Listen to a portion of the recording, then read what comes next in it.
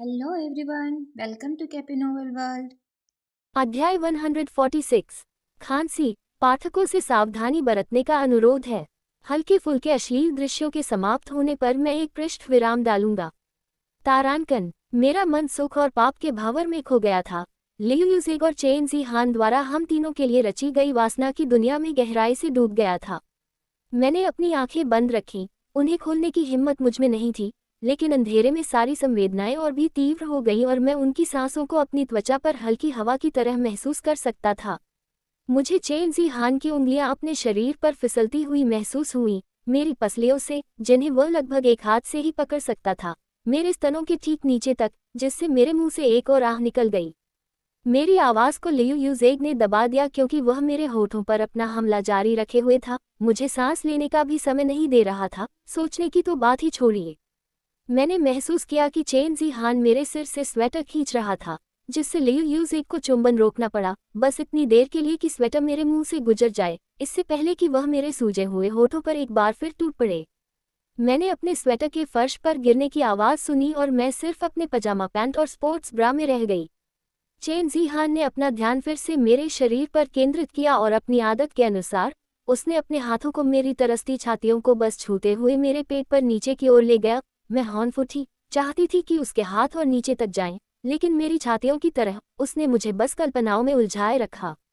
उसका हाथ मेरे उस हिस्से को छू गया जो धड़क रहा था, मानो मेरे बाकी शरीर की तरह ही ध्यान चाहता हो, और फिर उसने अपने हाथों को वापस ऊपर की ओर ले जाकर उस जगह से दूर कर लिया जहां मुझे उनकी ज़रूरत थी। जैसे जैसे दोनों पुरुष मेरे कपड़ों के नीचे मुझे चिढ़ाते और ताना मारते रहे, मेरा गुस्सा और मेरी ज़रूरत बढ़ती गई, जिससे मैं पसीने से तर हो गई, लेकिन फिर भी उन्होंने मुझे उस तरह से छूने से इनकार कर दिया जिस तरह से मुझे छूने की ज़रूरत थी। मुझे पूरा यकीन था कि अगर मेरा दिमाग पूरी तरह से काम कर रहा होता, तो मैं अपनी इच्छाओं और ज़रूरतों को साफ साफ बता देती। लेकिन उस समय, उनके स्पर्श से उमड़ रही भावनाओं के बवंडर में मैं पूरी तरह से बेबस थी, और मुझे इसका हर पल बहुत अच्छा लग रहा था। चेन जी हान के हाथ मेरे सामने के हिस्से को धीरे से सहला रहे थे, वहीं लियू यूजेक के हाथ मेरी पीठ पर ठीक इसका उल्टा कर रहे थे। उनकी उंगलियां मेरे नितंबों के दोनों हिस्सों को जकड़े हुए थीं, मानो उन्हें अलग कर रही हों, क्योंकि वे मेरी त्वचा में गहराई तक धंसना चाहती थीं। मैंने उन्हें कराहते हुए सुना, इस बार मेरे मुंह में, जैसे ही उन्होंने मुझे अपनी ओर खींचा और चेन जी हान के हाथों को हमारे शरीर के बीच फंसा दिया। लेकिन चूंकि उनका हाथ मेरे शरीर के उस धड़कते हुए हिस्से के ठीक ऊपर था जो ध्यान पाने के लिए तड़प रहा था, इसलिए मुझे जरा भी शिकायत नहीं थी। मेरी कमर अपने आप हिलने लगी। पहले चेन जी हान पर दबाव डाला और फिर लियू यूजेक की ओर झुक गई, मानो कुछ ऐसा पकड़ने की कोशिश कर रही हो जो अब तक मुझसे दूर था। लेकिन जितना ज्यादा दबाव मैं अपने सामने डाल पा रही थी, उतना ही अच्छा महसूस कर रही थी और उतनी ही बेचैन होती जा रही थी। मैंने अपना मुंह लियू यूजेक के मुंह से हटाया और अपना सिर पीछे की ओर झुकाकर चेन जी हान की छाती पर टिका दिया, जबकि वे दोनों मेरे शरीर की पूजा करना जारी रखे हुए थे, एक पल के लिए भी नहीं रुके। लेकिन चूंकि अब वो मेरे होठों तक नहीं पहुंच पा रहा था, इसलिए लियू यूजेग ने अपना ध्यान मेरी गर्दन और कॉलरबोन पर केंद्रित कर लिया, और मेरी त्वचा पर हल्के हल्के काटने लगे, जो सुख और दर्द का एकदम सही संतुलन था। मैं चेन जी हान की ओर और पीछे झुक गई, जिससे उसका हाथ वहीं फंस गया जहां मैं उसे चाहती थी। उसने अपनी एक उंगली मेरे होठों से आगे बढ़ाकर मेरी स्वीटी में डाल दी। ठीक उसी समय लियू यूजेग ने मेरे स्तन को जोर से काट लिया। उन दोनों के बीच की सनसनी ने मुझे उत्तेजित कर दिया। मुझे तारे दिखाई देने लगे, फिर मेरे पैर कांपने लगे और मैं गिर पड़ी। मैं इसलिए खड़ी थी क्योंकि मैं अभी भी उन दोनों पुरुषों के बीच फंसी हुई थी, और वे मेरे कानों में मीठी मीठी बातें फुसफुसा रहे थे। जब मैं धीरे धीरे होश में आ रही थी, चेन जी हान के सावधानी से पीछे हटने से पहले मैं एक बार फिर कांप उठी। उसने मुझे बस इतना ही मौका दिया कि मैं देख सकूं कि मेरे पैर टिक पाते हैं या नहीं। मेरे पैर कांपने लगे, लेकिन इससे पहले कि मुझे कुछ हो पाता, लियू यूजेग ने मुझे अपनी बाहों में उठा लिया और वापस हमारे कमरे में ले गया। मुझे धीरे से बिस्तर के बीचों बीच लिटाकर लियू यूजेग तुरंत मेरे पास आ गया और एक पल के लिए भी अपना स्पर्श मुझसे दूर नहीं होने दिया। उसने अपना सिर नीचे झुकाकर मुझे दिए हुए निशान को धीरे से चाटा, जिससे मुझे आनंद से आह भरने से खुद को रोकना मुश्किल हो गया। अब तुम मेरी हो, तुम्हें पता है ना? उसने धीरे से पूछा। उसकी आवाज में एक दुर्लभ कोमलता थी जिसने मुझे चौंका दिया। अपने जोकर को देखते हुए मैंने उसके मुलायम बालों को सहलाया, जब उसने अपना सिर मेरे सीने पर अपने काटने के निशान के ठीक बगल में टिका दिया। और तुम मेरे हो। मैंने बदले में उससे वादा किया। मुझे पूरा विश्वास था कि यह खतरनाक आदमी मेरे भीतर उतना ही मौजूद था जितना मैं उसके भीतर मौजूद थी। मानसिक और शारीरिक रूप से पूरी तरह संतुष्ट होकर मैंने खुद को एकांत में बंद कर लिया और दोपहर में अपनी अगली बैठक से पहले थोड़ी देर झपकी ले ली। मुझे लगता है कि आपको इस पर एक नज़र डालनी चाहिए। लियू यूजेक को याद नहीं था कि वह कब सो गया था या वह अभी सो भी रहा है या नहीं। उसे बस इतना याद था कि उसने अपना सिर ली दाई की छाती पर रखा हुआ था और वह धीरे से उसके बालों से खेल रही थी। फिर अचानक उसे पता चला कि वह किसी दूसरी जगह पर है, जो उसे जानी पहचानी भी लग रही थी और अजीब भी। उसने चारों ओर देखा और उसे एक विशाल मैदान दिखाई दिया, जिसके पीछे पहाड़ थे, जो उसके भीतर के एक अनकहे हिस्से को झकझोर रहे थे। एक तरफ मुड़कर उसने देखा कि वहां घने पेड़ों का जंगल था, जिसकी ऊंचाई उसने पहले कभी नहीं देखी थी। दूसरी तरफ घूमकर उसने एक सुंदर, निर्मल झील देखी, जिसके किनारे से पानी में एक घाट फैला हुआ था और उस मनोरम दृश्य में एक भव्य और ऊंचा मंडप खड़ा था। जब पानी से ठंडी हवा चली, तो लियू यूजेक के शरीर पर रोंगटे खड़े हो गए। नीचे देखते हुए उसे उम्मीद थी कि उसने वही ट्रैक पैंट और टी शर्ट पहनी होगी जो उसने सोते समय पहनी थी, लेकिन ये देखकर वह दंग रह गया कि उसके कपड़े पूरी तरह बदल चुके थे। जहां कभी उसके पैर भूरे रंग के ट्रैक पैंट से ढके होते थे, अब वहां काले रेशमी पैंट थे जो उसे प्राचीन युद्धकला की एक किताब में देखे गए योद्धाओं के पैंट की याद दिलाते थे। उसकी कमर पर सोने की बैल थी, लेकिन उसका पेट और छाती पूरी तरह से नंगे थे, सिवाय एक चमड़े की पट्टी के जो उसके धड़ को दो भागों में बांटती थी। सोने के बाजूबंद उसकी ऊपरी बाइसेप्स पर कसकर फिट थे और उसके कंधों पर सोने की कवच की गद्दी दिखाई दे रही थी। उसके बाएं हाथ पर एक विशाल ढाल लटकी हुई थी, जो उसे इतनी सहजता से अपने शरीर का हिस्सा लग रही थी कि उसे पहले तो उसका भार महसूस ही नहीं हुआ। उसने अपने दाहिने हाथ में धनुष पकड़ रखा था और पीठ पर उसके हल्के भार से उसे लगा कि शायद वह तीरों का तरकश ढो रहा हो।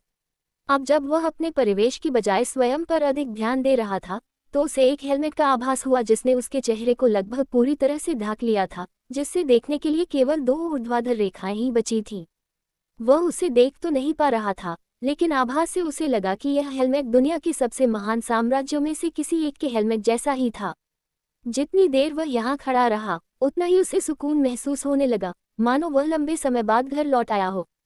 ताजी हवा में गहरी सांस लेते हुए उसने उसे छोड़ दिया और अपने शरीर को उस तरह से आराम करने दिया जैसा उसने पहले कभी अनुभव नहीं किया था।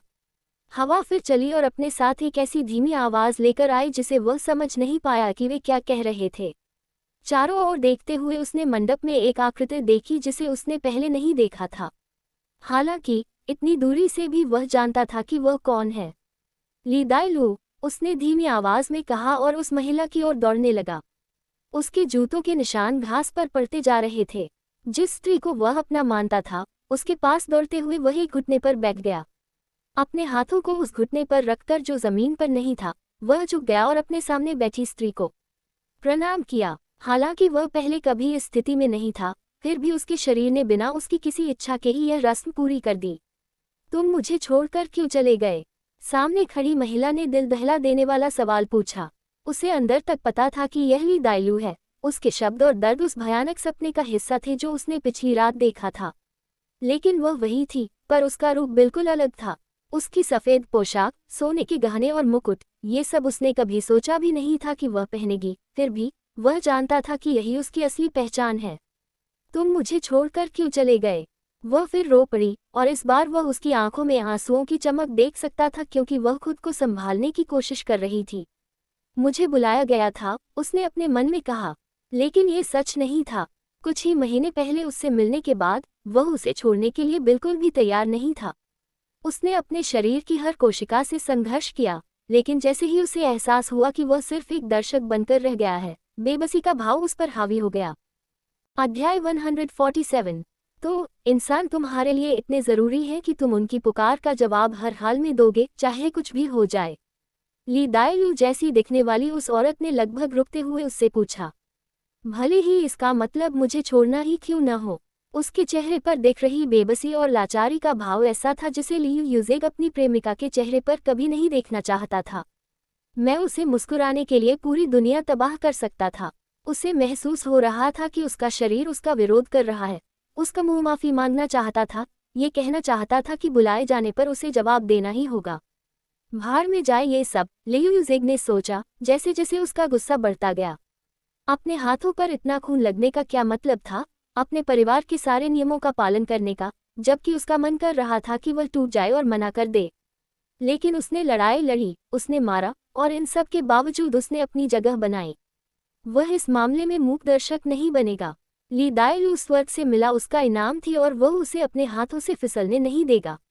लियू यूजेग अपने शरीर के भीतर संघर्ष करता रहा, अपनी अड़ियल मांसपेशियों को जबरदस्ती खड़ा करने की कोशिश करता रहा। उसके माथे पर पसीना आ गया और उसके पैर कांपने लगे, मानो उसके आदेशों का पालन नहीं करना चाहते थे। भाड़ में जाए ये सब, उसने फिर सोचा, और एक झटके में वह उस स्त्री के सामने खड़ा हो गया जिसके हाथों में उसकी दुनिया थी। तुम्हारे सिवा मेरे लिए कोई और महत्वपूर्ण नहीं होगा, उसने वादा किया और उनके बीच की बची हुई दूरी को तय करते हुए आगे बढ़ा। उसे जोर से अपनी बाहों में भरते हुए उसने उसकी आंखों में गहराई से देखा। अगर वे हमें फिर से अलग करना चाहते हैं तो उन्हें मरने दो, उसने गुर्राते हुए कहा, और फिर उसके होठों को अपने होठों से छूकर एक ऐसा जबरदस्त चुंबन किया जिसमें उसकी सारी इच्छाएं, उसके डर, उसके सपने समा गए थे। उसने उसे ऐसे चूमा जैसे पहले कभी नहीं चूमा था। वह उसका एक हिस्सा अपने भीतर समा लेना चाहता था ताकि वे कभी अलग न हो सकें। लियू यूजेग को पता नहीं था कि यह उसका वहम था या नहीं, लेकिन उसे ऐसा महसूस हो रहा था जैसे वह उसका एक अंश अपनी ओर खींच रहा हो और बदले में उसे अपना एक अंश भी दे रहा हो। हालांकि वह अपने सामने मौजूद इस रसीले स्पर्श से अपने होंठ हटा ही नहीं पा रहा था, ताकि वह समझ सके कि आखिर हो क्या रहा है। उसके होंठ उसकी रेशमी त्वचा पर अपना सफर जारी रखते रहे, उसके होंठों को थोड़ी देर के लिए आराम देते हुए वह उसके जबड़े और गर्दन की ओर बढ़ा। तुम मेरी हो, उसने गुर्राते हुए कहा, और उसे देखने के लिए थोड़ा पीछे हट गया। क्या तुम समझती हो, तुम हो मेरी, मैं तुम्हारी हूँ, उसने सहमति जताते हुए कहा। उसके चेहरे की मुस्कान ने उसके पूरे अस्तित्व को रोशन कर दिया। और तुम मेरे हो, उसने ऊपर उसकी ओर देखते हुए कहा, मानो उसे इस बात की पुष्टि चाहिए हो। मैं तुम्हारा हूँ, सदा और सदा के लिए, उसने कसम खाते हुए अपने होंठ फिर से उसके होठों पर रख दिए। सदा और सदा के लिए, उसने दोहराया, इससे पहले कि सब कुछ अंधेरा हो जाए। ली दाई लू, लियू यूजेग घबराकर बिस्तर से उठ बैठा और चिल्लाया। पेंटहाउस में बने उस कमरे में चारों ओर देखते हुए, जो उन सभी के लिए एक साथ सोने की इजाजत देने वाला इकलौता कमरा था, उसे वह औरत नहीं मिली जिसके बारे में वह अभी अभी सपना देख रहा था। ली दाई लू, वह फिर से चिल्लाया और बेताब होकर खुद को कंबलों से छुड़ाने की कोशिश करने लगा।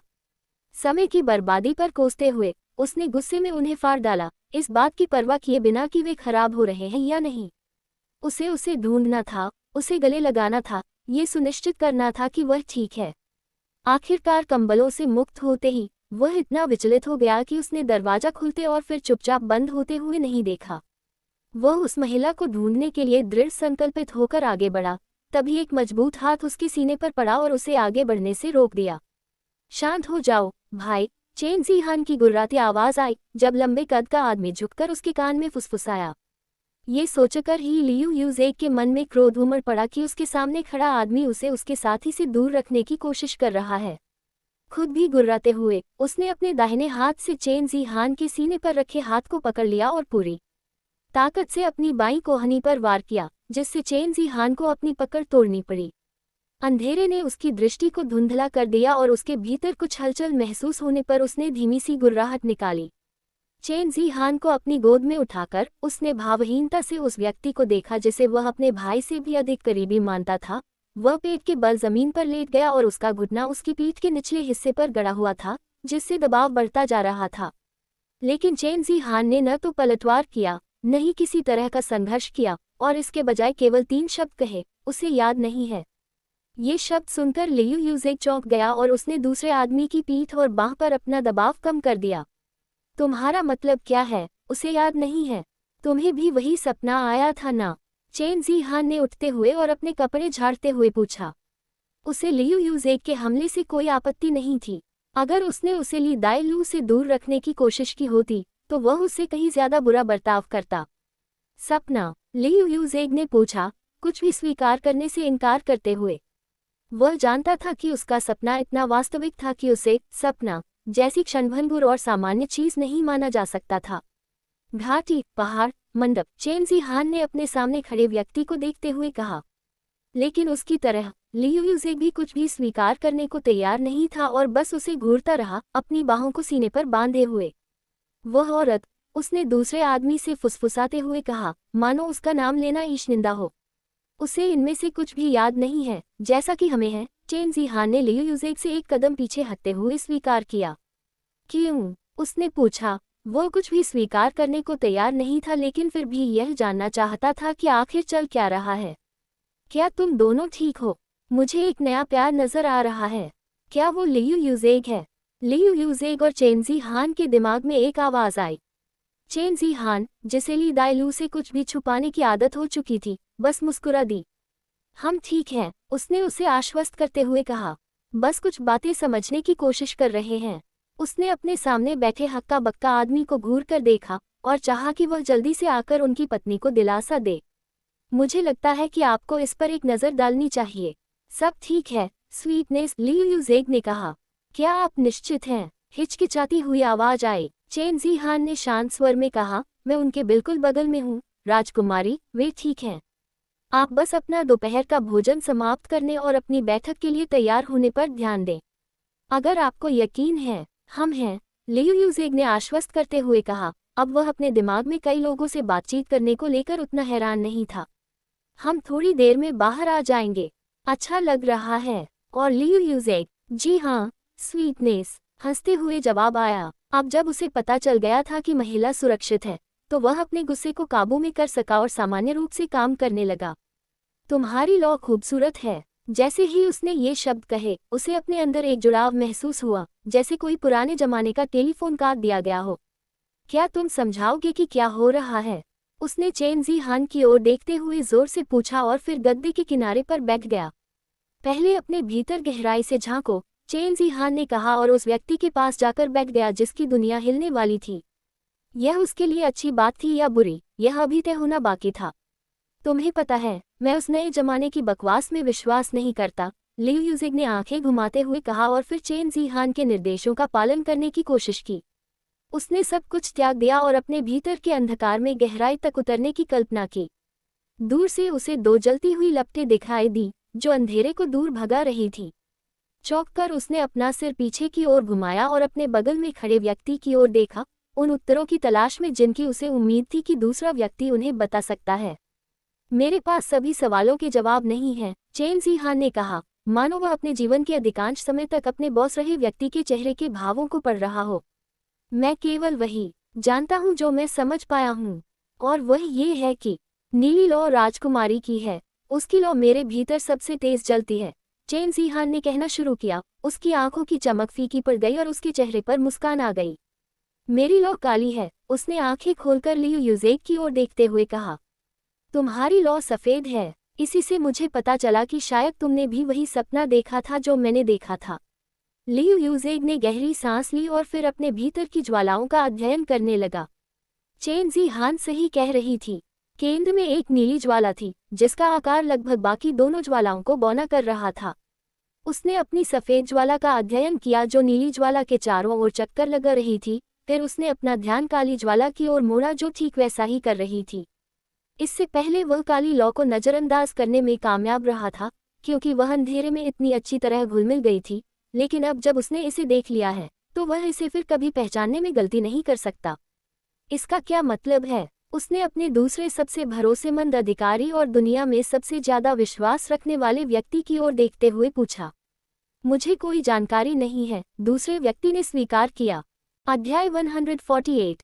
टकी और बेकन सैंडविच का बचा हुआ हिस्सा खत्म करते समय मेरा ध्यान थोड़ा भटक गया था। मुझे नहीं पता था कि कैसे और क्यों मुझे अपने अंदर दूसरे लड़कों की भावनाएं महसूस होने लगी, और ये तथ्य कि मैं उनके विचारों और भावनाओं को पढ़ सकता था, कुछ हद तक परेशान करने वाला था। मुझे गलत मत समझिए, मुझे अपने अंदर उनका एक अंश पाकर बहुत अच्छा लगा। मुझे ऐसा लगा जैसे पहेली के दो टुकड़े अपनी जगह पर फिट हो गए हों, और मेरे सीने पर हर बार जब मैं अपने पुरुषों के बारे में सोचती थी तो जो बोझ रहता था, वह कुछ हद तक हल्का हो गया। इसके परिणामस्वरूप मुझे अधिक संपूर्णता का एहसास हुआ। बस मुझे ये बात पसंद नहीं आई कि मुझे पता ही नहीं था कि यह सब कैसे हो रहा है। और चेन जी हान और लियू यूजेग ही क्यों? मुझे उन दोनों से भी उतना ही प्यार हो रहा था जितना बाकी दोनों से, तो ये पसंदीदा होने या ऐसी कोई बात नहीं थी, बस मुझे ये जानने की उत्सुकता थी कि आखिर ये दोनों ही क्यों। मैंने अपना आखिरी निवाला खत्म किया और आखिरकार चेरी स्पार्कलिंग वाटर मिलने पर जैसे ही मैंने आखिरी घूंट भरी, तभी सामने के दरवाजे पर दस्तक हुई। मुझे पता था कि मेरा कोई आदमी दरवाजा खोलेगा, इसलिए मैंने थोड़ा समय लिया और खुद को व्यवस्थित करने के लिए कुछ अतिरिक्त सेकंड का समय लिया। मैं चाहता था कि यह बैठक आज सुबह की बैठक से बेहतर हो, लेकिन मुझे यह नहीं पता था कि ऐसा कैसे किया जाए। मैंने जैसे ही ऊपर देखा, ठीक उसी समय वान चाओ विशेष बल टीम के जवानों को, या उन्हें जो भी कहा जाता था, बैठक कक्ष में ले जा रहे थे और उन्हें बैठने की जगह बता रहे थे। यहाँ तक कि लियू यूजेग और चेन जी हान भी अपने शयन कक्ष से बाहर आकर बैठक कक्ष में अपनी अपनी जगह ढूंढ रहे थे। आंखें बंद करके मैंने एक पल के लिए अपने चारों ओर मंडरा रही दो लपटों पर नजर डाली। सफेद लपट को सहलाते हुए, जिसे मैं लियू यूजेग की लपट के रूप में जानती थी, मुझे ये जानकर राहत मिली कि वह अब पहले की तरह गुस्से में नहीं था।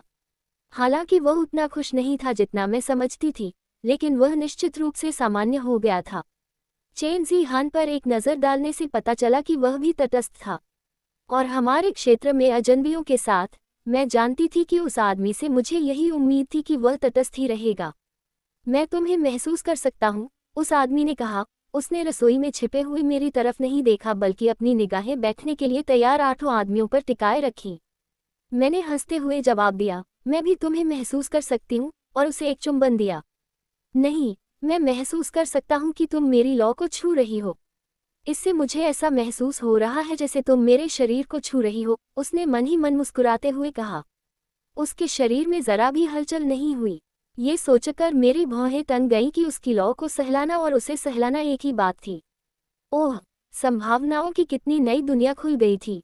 हाँ, अब उस प्यारी सी लड़की को यहाँ लाओ और इन लोगों से निपटो ताकि हम रसोई में अपना काम फिर से शुरू कर सके, लियू यूजेग ने कहा, और मैं उसे अपना अंगूठा चाटते और फिर उसे अपने होठों पर फेरते हुए देख रहा था। उसके होठों के बारे में सोचते ही मैं उत्तेजित हो गया। मैंने उसे घूर कर देखा। मुझे इस बात पर गुस्सा आ रहा था कि वह मुझे इतनी आसानी से उत्तेजित कर सकता है। मैंने अंदर हाथ डालकर सफ़ेद लौ को छुआ और देखा कि सोफे पर बैठा आदमी बस मेरी तरफ मुड़ गया, लेकिन उसकी आंखों में मुझे साफ दिख रहा था कि वह भी मेरी तरह ही प्रभावित था। छोटी बच्ची, वान चाओ गुर्राया। जैसे ही सब लोग आराम से बैठ गए, मैं और वो लड़का दोनों एकदम से होश में आ गए। मैं बैठक में गई और अपनी जगह पर बैठ गई।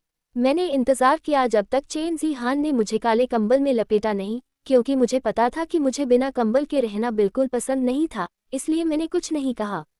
मुझे यकीन है कि आप लोग सर्वश्रेष्ठ माने जाते हैं, लेकिन मुझे डर है कि इस समय इसका कोई महत्व नहीं है। मैंने अपने सामने खड़े उन लोगों को देखते हुए कहा, जिन्हें वान चाओ अपने अब तक के सबसे प्रभावशाली साथियों में से मानते थे। मैंने देखा कि वे सब अकड़ गए और एक दूसरे को सवालिया निगाहों से देखने लगे। मुझे उनकी सोच जानने के लिए आत्माओं का इस्तेमाल करने की शक्ति होने की भी ज़रूरत नहीं थी, लेकिन दुनिया के अंत से पहले भी मुझे घमंडी लोग बिल्कुल पसंद नहीं थे।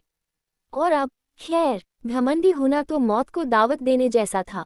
मैं तुम्हें प्रशिक्षण और तैयारी के लिए 2 दिन का समय दे रहा हूँ, और फिर मैं तुम्हें एक मिशन पर भेजूंगा। मैंने उनकी ओर देखते हुए पूरी तरह से अनदेखा करते हुए कहा, इस मिशन पर तुम्हें केवल ठंडे हथियारों का इस्तेमाल करना है, बंदूक या गोला बारूद वाली कोई भी चीज़ नहीं।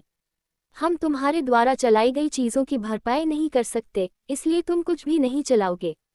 हम अच्छी तरह से प्रशिक्षित हैं और हमें प्रशिक्षण के लिए अतिरिक्त समय की आवश्यकता नहीं है, काओ मूचे ने आत्मविश्वास से सीना फुलाते हुए कहा।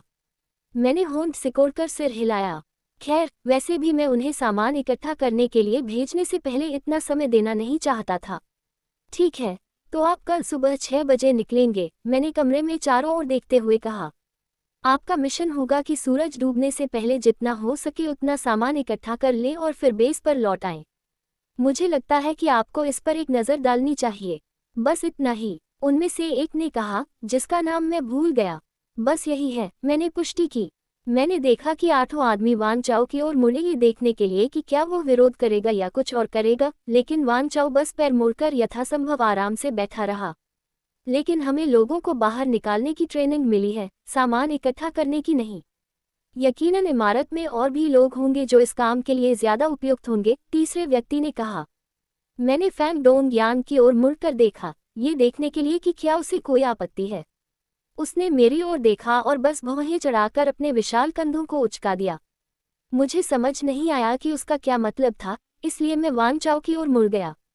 उसे इस बात की परवाह नहीं है कि वह क्या करता है, वह बस इमारत से बाहर निकलकर कुछ करना चाहता है, मेरे दिमाग में मौजूद व्यक्ति ने समझाया। मैंने सहमति में सिर हिलाया। मैंने बिना किसी पछतावे के कहा, तुम पांचों का मेरे लिए एकमात्र उपयोग सामान इकट्ठा करना है। मुझे मैकेनिक और संचार विशेषज्ञों को उनके काम में लगाए रखना जरूरी था, और मुझे टीम लीडर के रूप में फैंग डोंग यान पसंद था। लेकिन बाकी लोगों का जीवन यापन उनकी अपनी ताकत पर निर्भर था। अब आपके पास दो विकल्प हैं, मैंने कहना शुरू किया। मुझे विकल्प देना अच्छा लगता था क्योंकि तब सब कुछ दूसरे व्यक्ति की पसंद पर निर्भर करता था। वे बाद में आकर मुझसे अपने चुनाव को लेकर शिकायत नहीं कर सकते थे। मतलब, वे करते तो थे, लेकिन अंततः उन्हें अपने चुनाव की जिम्मेदारी खुद ही लेनी पड़ती थी, चाहे उन्हें एक घटिया विकल्प और उससे भी घटिया विकल्प के बीच ही क्यों न चुनना हो। पहला विकल्प यह है कि आप सुबह 6 बजे सामान इकट्ठा करने के लिए तैयार रहें, और दूसरा विकल्प यह है कि आप बाहर जाएं और सामान इकट्ठा न करें। और अगर हम ऐसा नहीं करते तो? जियांग मिंग ताओ ने पूछा। तो फिर तुम वापस मत आना, मैंने सीधे सादे शब्दों में कहा। मैं समझ सकती थी कि जब कोई नया अधिकारी सामने आए तो लोग दबाव डालते हैं, लेकिन मैं झुकने वालों में से नहीं थी। मेरी बात सुनकर 2-3 लोगों ने अपनी भौहें ऊपर उठाईं और वांग चाओ की ओर मुड़कर देखने लगे कि क्या वह मेरी बात का खंडन कर सकता है। जब उसने ऐसा नहीं किया तो वे मेरी ओर देखने लगे। अपनी पसंद चुनिए सज्जनों, मैंने खड़े होकर चेंजी हान का हाथ पकड़ते हुए कहा। उम्मीद है आप सही फैसला लेंगे, लेकिन चाहे वे सामान इकट्ठा करने का फैसला करें या फिर हमेशा के लिए चले जाने का, मुझे कोई आपत्ति नहीं थी। मैं उन लोगों को ढूंढ निकालूंगा जिन्हें मैं अपने राज्य का हिस्सा बनाना चाहता हूं और जो नहीं। खैर, ज़ॉम्बीज़ को भी तो खाना चाहिए।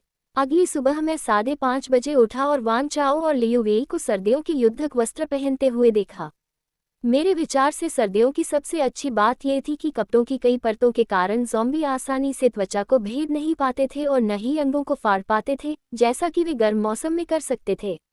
उन आदमियों ने अपनी तलवार और 9 मिलीमीटर पिस्तौलें ज़ॉम्बी और इंसानों दोनों से बचाव के लिए उठा ली, और मैंने आंखें बंद कर ली, उनकी सुरक्षा के लिए मन ही मन प्रार्थना की। मैं समझ गया था कि यह साल का सबसे सुरक्षित समय था, और यह बात और भी पक्की हो गई थी कि ज़ॉम्बी अपनी सारी ऊर्जा अपने सामाजिक ढांचे बनाने में लगा रहे थे।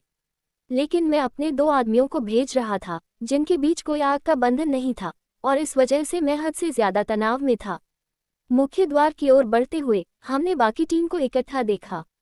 उन्होंने भी मेरे साथियों की तरह ही युद्धक साजो सामान पहन रखा था, लेकिन उनकी पीठ पर उनके बैकपैक से बंधी हुई उनकी बंदूकें थीं। वही बंदूकें जिन्हें मैंने उन्हें यही छोड़ने के लिए कहा था। मैंने आंखें घुमाई और उन्हें गायब कर दिया और उनकी जगह एक तलवार रख दी। मैंने कहा था कि बंदूकें नहीं। अध्याय 149। उन आदमियों ने अपनी बंदूकें ढूंढने के लिए पीछे हाथ बढ़ाया, लेकिन मैंने उन्हें ऐसी जगह छिपा दिया था जहां वे उन्हें कभी नहीं ढूंढ पाएंगे। हमें उनकी जरूरत है, काओ मू चेन बड़बड़ाते हुए मेरी ओर एक कदम बढ़ा। मैंने बस अपनी भौहें ऊपर उठाई, तभी वांग चाओ और लियू वेई मेरे सामने आ गए, मानो मेरे और उस गुस्से में भरे कुलीन सैनिक के बीच एक ठोस दीवार खड़ी कर दी हो।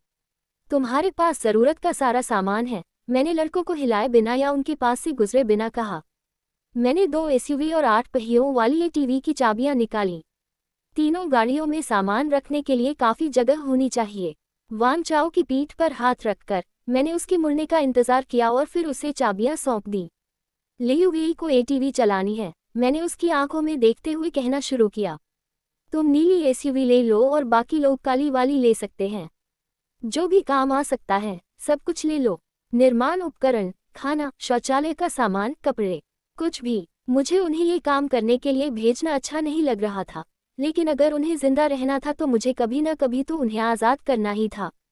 जियांग मिंग ताओ और जिनसी कोंग के पास भी जरूरी सामान की अपनी अपनी सूची होनी चाहिए, मैंने निर्देश देना जारी रखा। ध्यान रखना कि तुम आज रात तक वापस आ जाओ। मुझे तुम्हें ढूंढने के लिए बाहर जाने की जरूरत न पड़े। मुझे घूर रहे उस आदमी को मैंने गुस्से से देखते हुए अपनी बात समझाने की कोशिश की। समझ गया, उसने मेरे होठों को हल्के से चूमते हुए कहा। हम सुरक्षित रहेंगे और तुम्हारे पास घर लौट आएंगे, भले ही सिर्फ मैं और लियू वेई ही हों, उसने मन ही मन सोचा। मैंने सिर हिलाया। अगर जरूरी हो तो सामान यहीं छोड़ दें, जरूरत पड़ने पर हम कल उसे ले लेंगे। लियू वेई के एक आखिरी आह और चुंबन के साथ मैंने देखा कि वे लोग सीढ़ियों से नीचे भूमिगत पार्किंग गराज में जा रहे थे जहां हमारी सभी गाड़ियां खड़ी थीं।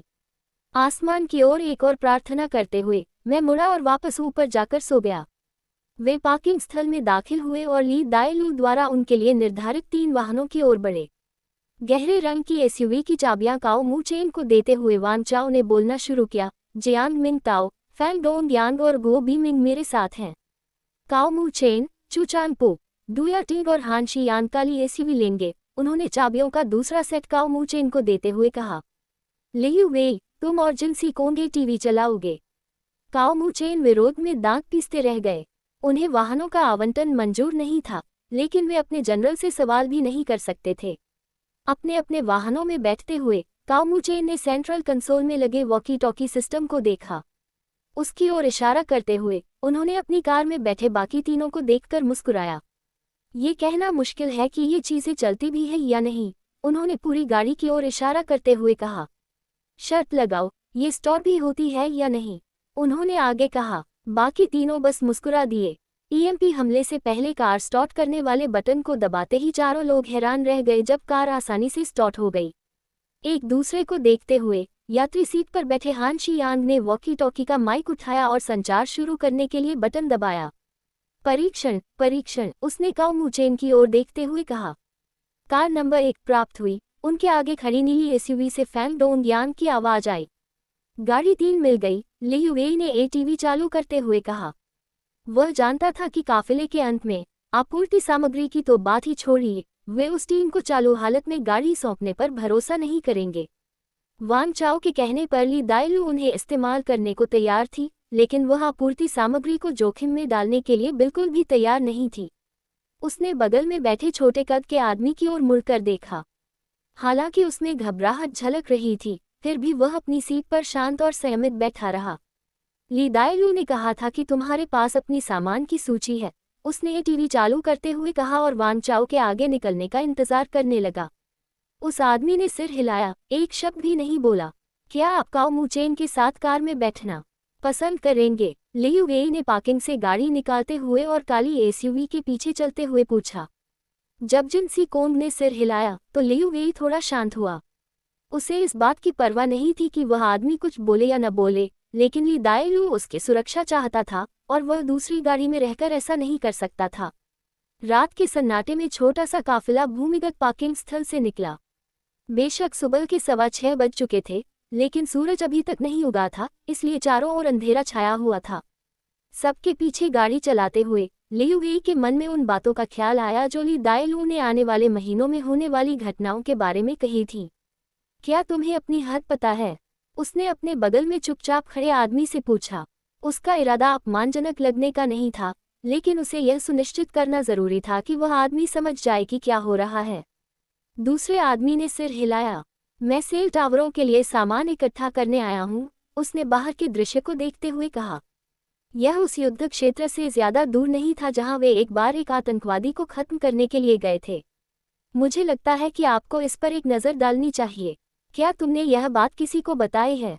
लियू वेई ने पूछा, क्योंकि वह जानती थी कि यह ली दाइलू की प्रमुख चिंताओं में से एक थी। वह जानती थी कि अंततः लोगों को उसकी योजनाओं के बारे में पता चल ही जाएगा, लेकिन वह शुरुआती चरण में ही तख्तापलट जैसी स्थिति का सामना नहीं करना चाहती थी। जिनसी कोंग ने सिर हिलाया। काओ मू चेन भी नहीं? लियू वेई ने पूछा। दूसरा आदमी उसकी ओर घूरने लगा, जवाब देने की जहमत ही नहीं उठाई। सामने की ओर मुंह करके दोनों चुपचाप गाड़ी चलाते रहे। हम आखिर कर क्या रहे हैं? जियांग मिंग ताओ ने पूछा, जब नीली एसयूवी पार्किंग से निकलकर सुनसान सड़कों पर चली गई। ऐसा लग रहा था जैसे कोई आया हो और उसने सड़क पर एक रास्ता बना दिया हो, लेकिन यह नामुमकिन था। गाड़ियों को छोड़कर यहाँ कोई भी इलेक्ट्रॉनिक उपकरण काम नहीं कर रहा था। सामान ला रहे हैं, वांग चाओ ने सामने की खिड़की से बाहर देखते हुए कहा।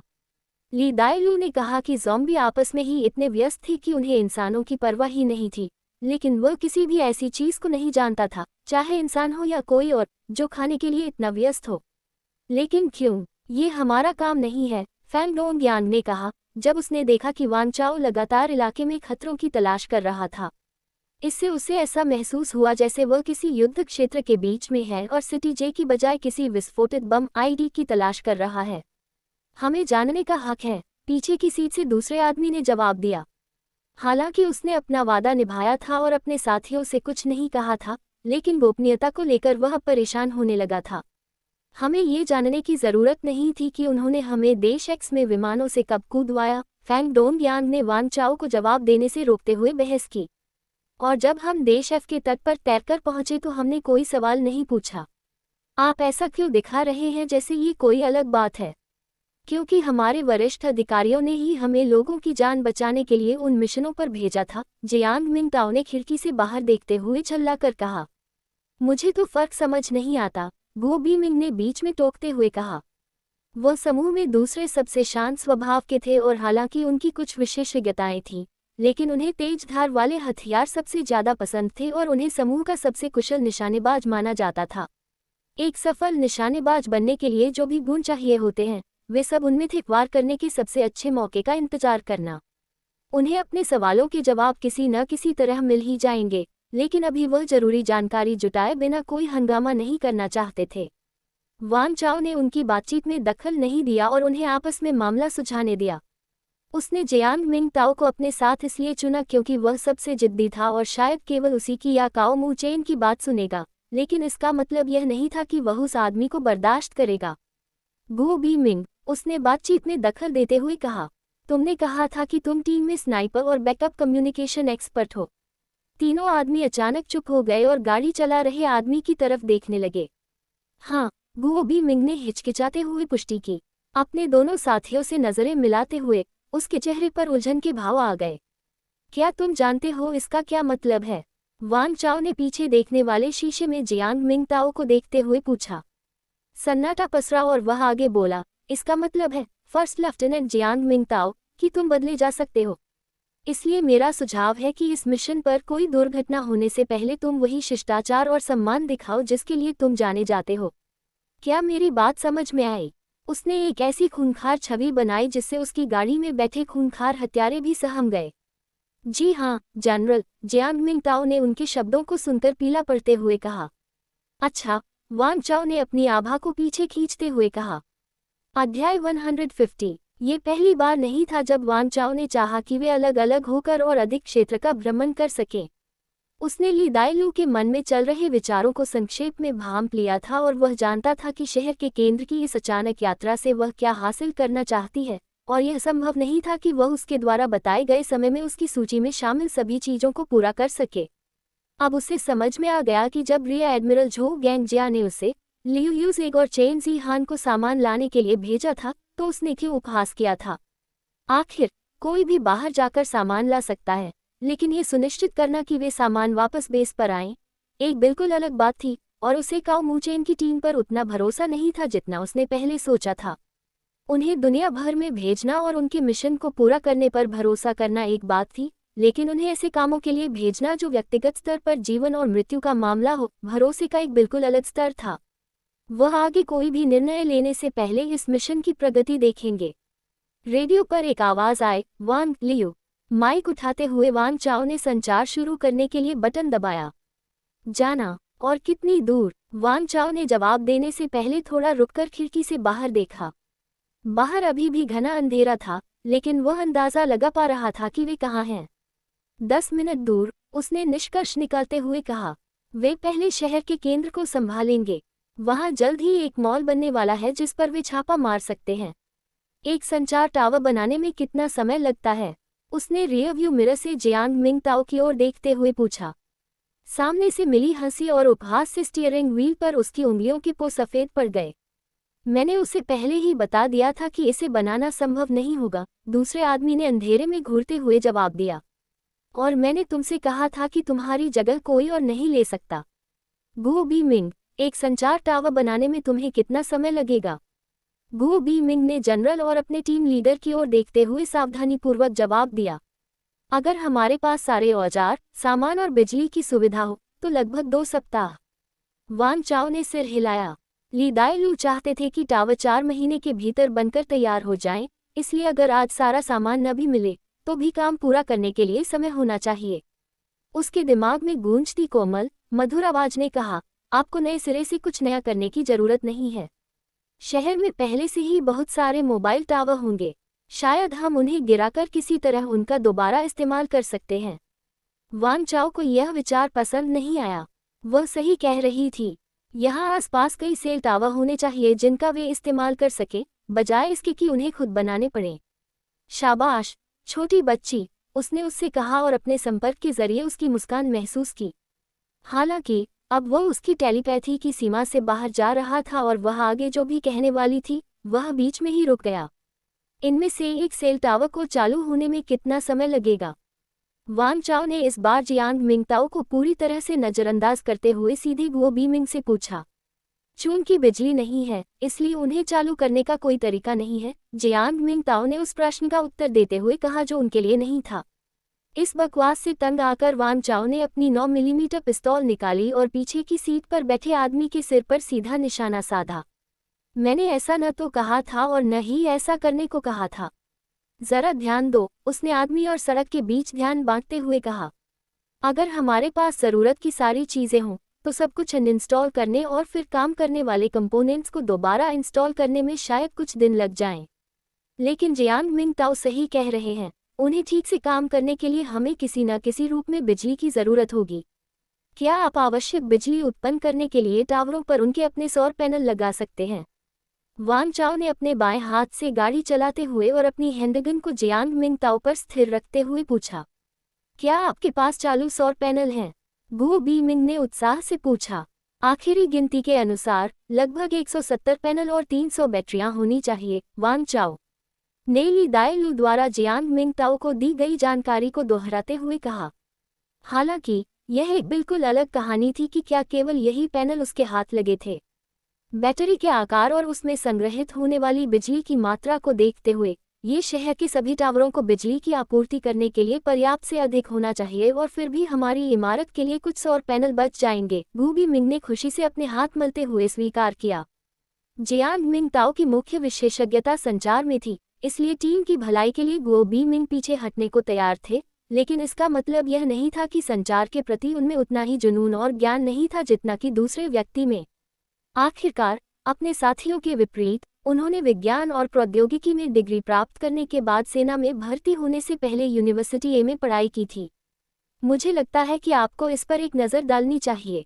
वह एक बेहतरीन स्नाइपर भी था और अपनी टीम की ज़रूरतों को पूरा करने और जहां भी उन्हें उसकी ज़रूरत होती थी वहां जाने के लिए हमेशा तैयार रहता था। लेकिन नवंबर की शुरुआत में हुए आतंकवादी हमले में सभी विद्युत उपकरण नष्ट हो गए हैं, जियांग मिंगताओ ने बातचीत से बाहर न रहने की इच्छा जताते हुए बताया। वांग चाओ ने उस आदमी की ओर देखा जो सिर पर बंदूक तनी होने के बावजूद बेहद शांत बैठा था। और आपको ऐसा क्यों लगता है कि यह आतंकवादी हमला था? जियांग मिंगताओ ने कंधे उचका दिए और दूसरे आदमी की ओर देखने से इनकार कर दिया। सवाल का जवाब देते हुए फैंग डोंग यांग ने कहा, हमने अफवाहें सुनी थी। देश कई अन्य देशों पर एक साथ हमला करने की योजना बना रहा था। हमारा देश उस सूची में शामिल कई देशों में से एक था। क्या इसका मतलब यह है कि देश एम के पास अभी भी सत्ता है? वांग चाओ ने उलझन में पूछा। नहीं, उसके बगल में खड़े व्यक्ति ने उत्तर दिया। मैंने सुना है कि देश एस की योजना उसी समय अपना खुद का ईएमपी भेजने की है ताकि यह सुनिश्चित किया जा सके कि देश एम को लंबे समय में कोई लाभ न मिले। वांग चाओ ने गहरी सोच में डूबे हुए कहा, जब वह सिटी जे के सबसे बड़े मॉल के भूमिगत पार्किंग स्थल में पहुंचा। अपने आसपास खड़ी अन्य 2 गाड़ियों का इंतजार करते हुए उसका दिमाग सुनी हुई बातों पर लगातार विचार कर रहा था। अगर देश एम ने जानबूझकर कई देशों में ईएमपी इलेक्ट्रॉनिक पावर पंप भेजा है तो इसका मतलब है कि उन्होंने इसकी योजना बहुत पहले से बना रखी थी। पहले शीर्ष शिकारी पैदा करने के लिए आनुवंशिक उत्परिवर्तन किए गए, फिर यह सुनिश्चित करने के लिए एक ईएमपी ऊर्जा रोधी विस्फोटक का इस्तेमाल किया गया कि कोई भी सफलतापूर्वक मुकाबला करने या जीवित रहने में सक्षम न हो। ली दाएलू ने कहा कि सर्वनाश के बाद पहले दशक में देश की लगभग 15% आबादी ही जीवित बची थी। क्या ये देश एम की योजना थी? क्या ये सुनिश्चित करना था कि वे दुनिया के सबसे शक्तिशाली देश बने रहें? वांग चाओ ने ये सारे विचार झटक दिए। भले ही कंट्री एम ने जानबूझकर ऐसा किया हो, इस समय इससे कोई फर्क नहीं पड़ता था। दुनिया पहले ही बर्बाद हो चुकी थी और उसे नहीं लगता था कि बटन दबाने वाले का पता चलने मात्र से हालात बदल जाएंगे। जब तक कि उन्होंने कुछ वर्षों में उनके देश पर आक्रमण करने की योजना न बनाई हो, जब वे इतने कमजोर हो जाएंगे कि पलटवार न कर सकें। लेकिन ली दाएलू ने कभी भी इस घटना का जिक्र नहीं किया। तो शायद देश ने वाकई में हालात बिगड़ने से पहले अपना ईएमपी इलेक्ट्रॉनिक पावर पंप सक्रिय कर लिया हो। लेकिन सबसे पहले तो सामान की जरूरत है। हम 2 टीमों में बंटने जा रहे हैं, वान चाओ ने अपनी एसयूवी से बाहर निकलते हुए कहा और बाकी लोगों की ओर चल पड़े जो इंतजार कर रहे थे। लियू वेई एक टीम का नेतृत्व करेंगे। आप सबसे ऊपरी मंजिल से शुरू करके नीचे की ओर बढ़ेंगे। मेरी टीम तहखाने से शुरू करके ऊपर की ओर बढ़ेगी। उन्होंने अपने सामने खड़े लोगों की ओर देखते हुए कहना शुरू किया। सच कहूं तो वह उनमें से किसी को भी अपनी टीम में नहीं लेना चाहते थे। अब उसे समझ आ गया था कि ली दाएलू हमेशा इतना शक्की क्यों रहती थी। उसे ये भी समझ आ गया था कि जब अपनी जान खतरे में हो तो लोगों पर भरोसा करना कितना मुश्किल होता है। यहाँ तक कि उनके मन की बात जान लेना भी उनके असली स्वभाव की गारंटी नहीं थी। आखिर क्या वह अपनी छोटी बच्ची को उनकी सुरक्षा के लिए उनके हाथों में सौंपने को तैयार नहीं था। मैं अपनी टीम का नेतृत्व क्यों नहीं कर सकता? काओ मूचेन ने कुछ सम्मानपूर्वक पूछा। वान चाओ समझ गया कि कप्तान के तौर पर किसी बाहरी व्यक्ति का आकर टीम की कमान संभालना एक तरह से अपमानजनक बात है। क्योंकि हम तुम पर भरोसा नहीं कर सकते, लियू वेई ने कहा, जिससे वान चाओ को जवाब देने से मुक्ति मिल गई। ये तो बस सामान है। काओ मूचेन ने लियू वेई की ओर देखते हुए विरोध जताया। और यही कारण है कि हम आप पर भरोसा नहीं कर सकते। आपको लगता है कि आपूर्ति इतनी महत्वपूर्ण नहीं है, लेकिन हम जानते हैं कि यह जीवन और मृत्यु के बीच का अंतर हो सकती है। वान चाओ ने बातचीत जारी रखने की अनिच्छा जताते हुए कहा। जियांग मिंग ताओ, फैंग डोंग यान, गो बी मिंग और काओ मूचेन मेरे साथ रहेंगे, बाकी सब लियू वेई के साथ हैं। हम 6 घंटे में यहीं मिलेंगे। आप जा सकते हैं, वान चाओ ने कहा। और अगर जरूरत पड़े तो पहला चरण याद रखना, उसने लियू वेई को संदेश भेजा। दूसरे व्यक्ति के हल्के से सिर हिलाने को देखकर वान चाओ को थोड़ी राहत मिली। दुर्भाग्यवश ली दाएलू का साथ छोड़ने के बाद से उसके पेट में जो बेचैनी थी, वह अब पूरी ताकत से बाहर आने वाली थी। मेरी स्टोरी सुनने के लिए आप सभी का धन्यवाद। अगर मेरी स्टोरी पसंद आती है तो मेरे चैनल को सब्सक्राइब करें।